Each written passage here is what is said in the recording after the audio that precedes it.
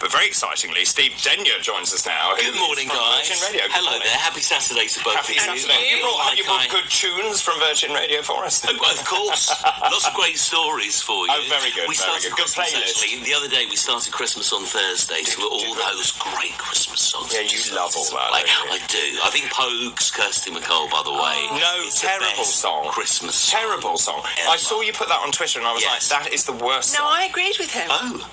No, Mariah Carey, All I Want for Christmas. I mean, that's a great one. I think that's an obvious one. That's the crowd pleaser. But as far as, like, well, I am a crowd pleaser. And Kirsty MacColl, everyone loves Kirsty. That lovely waistcoat is definitely getting my... I know, have you noticed that he's getting all the comments? And I've just been pushed into the background with my Christmas You jumper. two look Yours so is good. a bit subtle.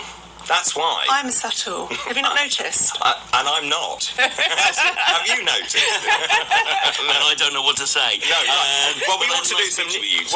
We ought to do some papers. We should do, really. I mean, we talked about this. You want to mention it again, though. Your top story is about this strep A infection. Yeah, only because I'm, here with you two doctors. Some questions for you about this. I mean, obviously, it's on the front page of virtually every newspaper this morning. As we know, at the moment, 6 children have died from strep A. More than 800 cases. Health authorities issuing a warning. Do you think this kind of thing is happening because we were locked down? 100%. Yeah? Yes. So look, to give you a comparison, last year after lockdown was lifted, we were seeing as GPs RSV in July. Never, ever, ever. So that's respiratory syncytial virus. So what happens in paediatric wards in November? You get your first case of RSV, and the ward fills up with it. Yeah. Every single child has it. We were seeing it in July. Never heard of. These kids are unprepared to meet what they would have normally met and fought off. So all these infections are starting to kind of rear their ugly heads. I mean, they're saying that this is 4 times higher than pre-lockdown time. So I suppose the other issue that the papers are tackling this morning are these impending strikes, which does give you an air of doom, doesn't it, around Christmas, the winter months? Well, it does, especially if we've got this crisis in our children's healthcare. 100%. Because whilst they're saying they'll protect paediatrics, once again, if the ward fills up and there needs to be an overflow ward, or other HDU and other wards need to actually use nurses, and they're not all there, then children will be affected, whatever they say. And also, we're already seeing massive waiting times for A&E. Ambulances stuck outside. The reason is we can't get anyone out of A&E into a ward. If you don't have nurses, that will also clog up the system even more. Yeah. We're seeing the excess mortality, which is running really high. So, i.e., people are dying that shouldn't be dying because basically we don't have capacity and we simply can't administer that treatment. And this front page headline on the Times saying the nurses will walk out. I don't know if you can see that, but the nurses will walk out of cancer and A&E wards. And which is so frightening, isn't it? I mean, so scary. So let me just ask you, though, does that change the way you view the nursing strike? Well, I think it will. I definitely think it will. I read a little statistic in there saying if you break your arm, for example, this Christmas, there's a high possibility you won't be looked after because it's not deemed as serious enough. They're going to have to absolutely prioritise people turning up to an A&E. So if you do turn up to an A&E unit with a broken leg or whatever, you might just be turned away in extreme pain. So this is suffering. well, not only that, when somebody breaks their hip, when an older person breaks their hip, a third of them will die within a month. Yes. A third of them will never return to independent living. Or recover. Well, they will recover, but they'll never return to independent living. So, a broken hip is a serious thing. If they can't get into A&E or they can't have the surgery they need, then their outcome is going to be affected. Well, they're more likely to die. They are. It's game over, isn't it? There's a linear relationship with hip surgery between the time of the injury and the time of it being repaired to how likely you are to die. Exactly. And that is the real impact of this. And that's the thing that people don't understand. My personal view is I think the nurses are going to lose a lot of support based on what they've had. The support they had, or that have had in the last couple of years, I think is going to dwindle. Well, and also extraordinarily, Wes Streeting from the Labour Party has said there's no way we can match 19.2%. So now you've got the two main parties both saying you can't have 19.2%. So where do the nurses go now? I think they've boxed themselves into a corner. Do you think they're going to have to back down? Yeah. Something's going to have to happen. Yeah. 19.2% is not going to happen, though, is it? I think they know that's not going to happen, and I think last week they were just saying, please come to the table and negotiate. I think the timing is appalling, and now we've got this Strep A as well. Yes. I just think it's just piling on the trouble, and people are just going to say, no, you shouldn't be doing this. I was going to quickly ask you guys about the Strep A.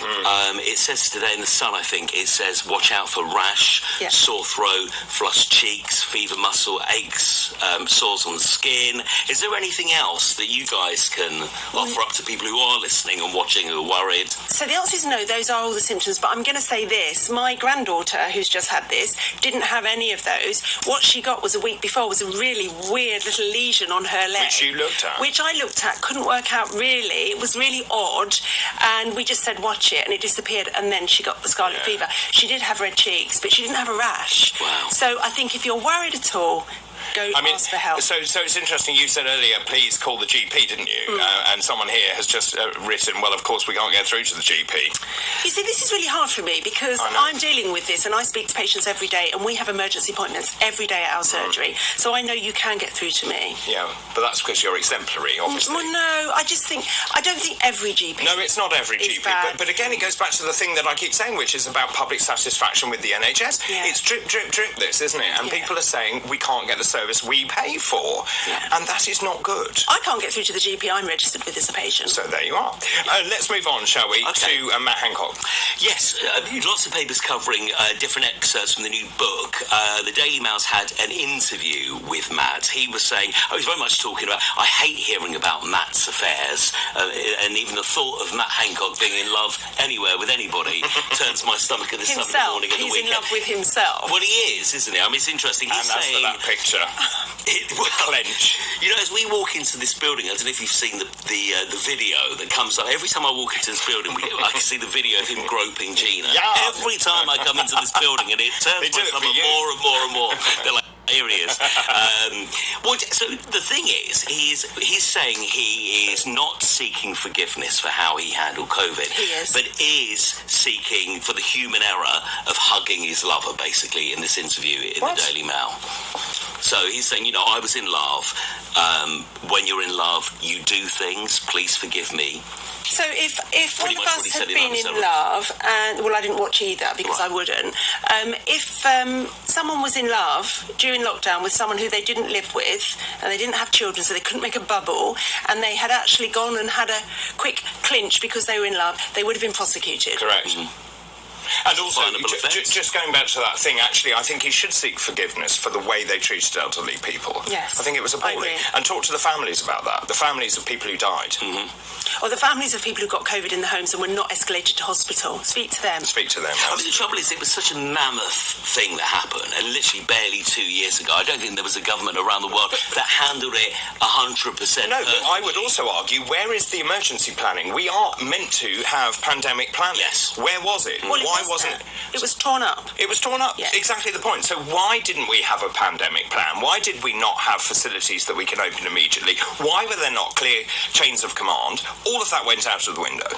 Yeah. Didn't it? I know, it was just a mess, and it was a mess, and I agree with you. It was unprecedented, it was new, we were, in a situation that we weren't expecting to find ourselves in, but we also just copied everyone around the world and took the lead from China. Yes, yeah. And that was wrong, and that's what the COVID inquiry, hopefully, will get out. There is actually a link on the COVID inquiry if people want to actually make their comments on it. I'll put it on my Twitter later. Oh, very good, thank you very much. Will you guys be reading this book, his diaries, the Pandemic Diaries? Why not? You're not interested? I'm just not interested. You're not interested in hearing it from his point of view, no? I was there. I was at the front line. I worked in A&E. I worked at GP. I know what was going on. I don't want to read his gratuitous little story about how he was in love and make him money. And also how he suffered in his ivory tower. That's how I see it. I wouldn't pay the Daily Mail to read it because it's on Mail Plus, I believe. It is. Yeah, the first excerpts have been revealed today, in fact. You know what I was watching recently? This England. This is a Sky thing of Kenneth Branagh playing Boris Johnson, and you actually, after watching this, it's a 6-episode series, but you do feel slightly sorry for Matt Hancock. Like, you know, he was the fall guy. He was told, just make it up. You've got, these are your kind of, this is your result that you've got to get to. Get there and do it tomorrow. I don't care how you do it. And, you know, it would seem by watching that there was a lot of bullying from the likes of Dominic Cummings. It's an interesting watch. Okay. And I will watch that too. to him a bit more after watching that. Fine. So. Okay, let's move on, shall we, to the Mirror now. So this is the Royals. This is the subject that haunts me. It comes back literally in every programme I do. Prince William, King's Crisis talks over Harry and Meghan's bombshell Netflix show. What an explosive week. What an explosive 7 days. You've got Kate and Will's in America. That's completely been overshadowed, and deliberately overshadowed by the dropping. And I'm glad you said that. Deliberately. Oh, absolutely. By the minute. I mean, you couldn't make it up. That Netflix trailer was dropped just to tie in with their visit, wasn't it? You know, that pivotal visit in Boston the other day. Will you be watching it, guys? Will you be watching the Now, this one I probably will, series? just to see what on earth she says now. See it. But I just can't listen to her anymore. I know, but you know what I think? I think, you know, these are the two people who just scream about their privacy, who are dropping the most intimate details of their life. Why would you have a camera film you crying? I wouldn't have a camera film me crying. And believe me, in my life, I've done plenty of crying. And also, I was reading this morning about the fact they broke protocol. They took a photographer into Buckingham Palace. They're not allowed to do that. But of course, it's fine for them to break the rules. But you know, just what are they trying to do here? Obviously, it's about money. It's about gain. It's about I think they're trying to destroy the royal family. So do I. I really do. And it does feel that the gloves are off now. The Queen's passed away. Yeah. That this is getting nasty, isn't it? Nastier than we've ever It's seen really before. nasty. I agree with you. That's really, the right really word. nasty. Interesting watching the trailer. Meghan breaks down 3 times. You've got Harry cradling his head in his hands. It's dramatic. I think that's how I'll look when I watch it. Do you know, the really weird thing about society is I actually know an influencer who is really, really massive. And going back a few years ago, she put a video of herself on her vlog, whatever it was then, crying for 7 minutes, nothing else. And it had something like 3 million views. You know, people like this. I don't know why. I mean, I can't imagine watching someone cry for 7 minutes. That'd be awful. Yeah.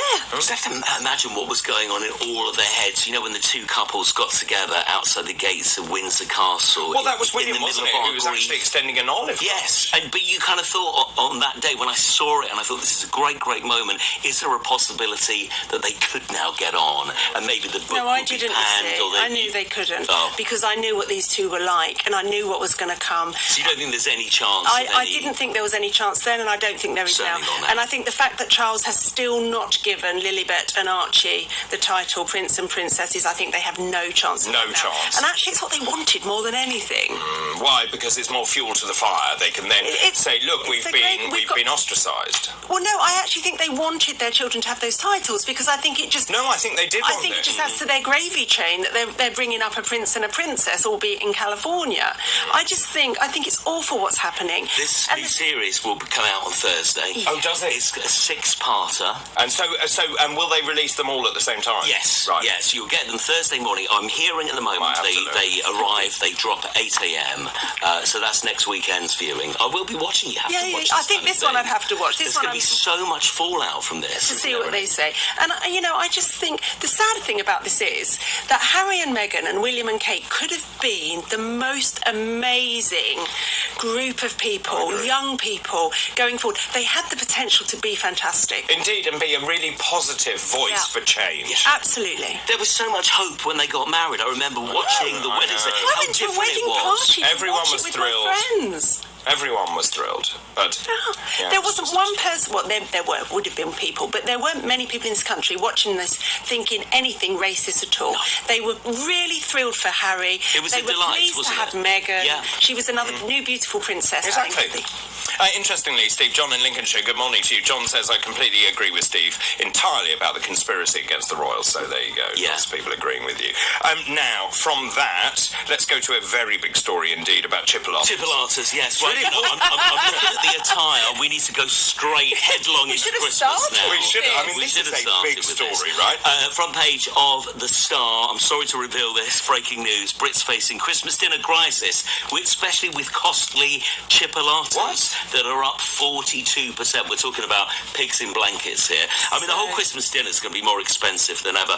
Roast potatoes are up 33%. Continuing looking at The Star. Frozen turkey up 21%. Well, yes, frozen turkey, because you can't get a fresh one. Perhaps people won't eat 10,000 calories on Christmas Day. It could be a good thing, this. Oh, stop being a kid. Can I tell you a funny story about pigs in blankets? Yeah, go on. So, many years ago, 12 years ago, 10 years ago, when I met my other half and he had some grown-up children, his youngest daughter was the one that I was going to have to convince that actually I was a decent enough person.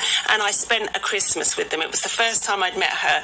And my job was to bring the pigs in blankets and add them. Very They're her favourite, very important.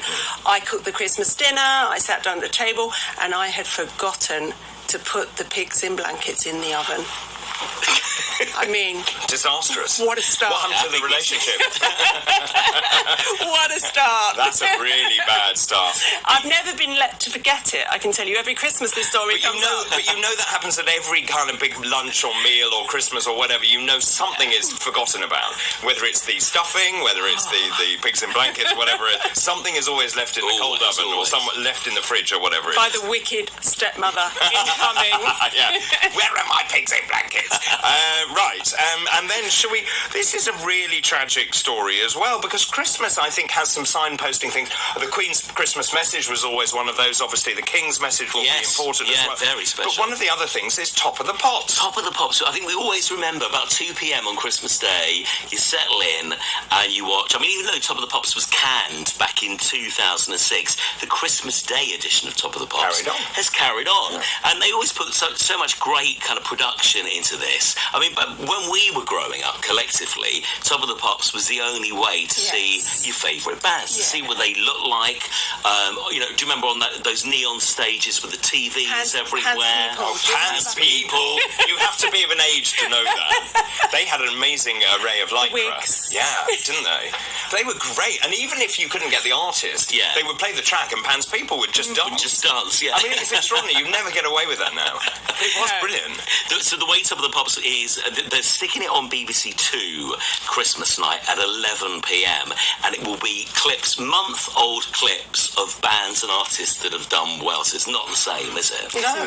Just last night on BBC Four, they had 1988, the Top of the Pops special, and it was brilliant. What was on? Sat there. So it started with Quo, then we went into Kylie and Jason, especially Kylie for you. and Jason. Then they showed a bit of Andy Bell and Erasure. Brilliant. As the single Stop got in the charts. It's a great single. Brilliant single. What else was there? There was some S-Express. I interviewed Mark Moore from S-Express yesterday. I saw that. And I said to him, what was Top of the Pops like? And he said it was the most random thing, because you'd be there all day and you just get chatting to like artists that you would never have dreamed of meeting, and then you never see them again. But it all happened on Top of the Pops. And the viewing figures were extraordinary, weren't they? I mean, talking 17, 18, 19 million. I mean, for me, Thursday evening at 7 p.m, it was a religious experience. And don't forget, this was when we used to sit down on a Sunday and use our cassette recorder. I was about to say exactly that.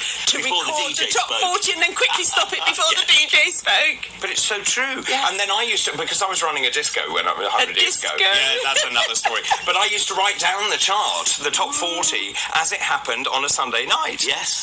And that's how all we did. teenagers were sitting in their bedroom doing that on a Sunday. What was it, 5 o'clock or whatever? I think it was 5 till 7, 5 till wasn't it? 7. Yeah, because the number one was announced at 7. Yeah. And it was such a big thing, and you genuinely didn't know who was going to be at number one. And also, artists had the chance of kind of rising to number one over weeks and weeks and weeks. Yeah. You could have got a new entry at number 40. Yeah. 6 weeks later, I can still hear the music. Sad times indeed. Steve, thank you very much Lovely to indeed see you both. Thank for you. coming in. And next time I expect you to be on a Christmas jumper. I promise. Yeah, thank you very much indeed. Right after the break, it's time for our sports roundup. Tom Clayton will be joining us for that. This is Talk TV. We're broadcasting live from the Talk Radio studios.